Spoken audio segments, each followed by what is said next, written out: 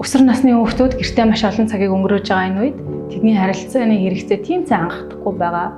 Тиймээс энэ хэрэгцээг хангах хүмүүс бол гэр бүлийнхэн болоод эцэг эхчүүд. За эцэг эхчүүд маань хүүхдтэйгээ харилцахдаа яаж харилцахаа мэдэхгүй, юу ярихаа мэдэхгүй байгаа бол тэдний хамгийн их сонирхдог зүйлс, дуртай зүйлс, тийм зүйлсийн талаар эхлээ ярилцах хэрэгтэй. Тэдэнд мэдээж сонирхдог дуу, хөгжим, сонирхдог спорт, сонирхдог кино, за магадгүй дуртай хичээлийн талаар ярилцаж болно. Найзалдаг найзуудын талаар ярилцаж болно. Ингэж ярилцахдаа чамд юу таалагддаг болохоор чи сонирхож байгаа энэ хөгжмийн аль урсгалын чи илүү сайн сонирхдгийг. За найзуудын талаар ярилцахдаа аль болох найзуудын шүүмжлэхгүй байх хэрэгтэй. Танай найз чинь тийм сонин хүүхэд юм уу, ийм зуршилтай хүүхэд юм уу, хүүхэд ийм байж болохгүй штэ ч гэдэг юм уу, ийм сөрөг үгнүүдийг ашиглахгүй байх хэрэгтэй.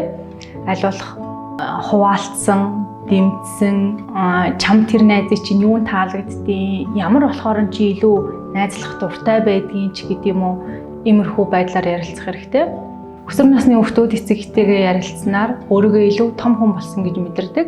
За ингэснээр өөрийгөө хүлээн зөвшөөрөгдсөн, хайрлагдсан, сэтгэл зүйн байдал илүү тайван, доктортой, өөртөө итгэлтэй болдог байгаа.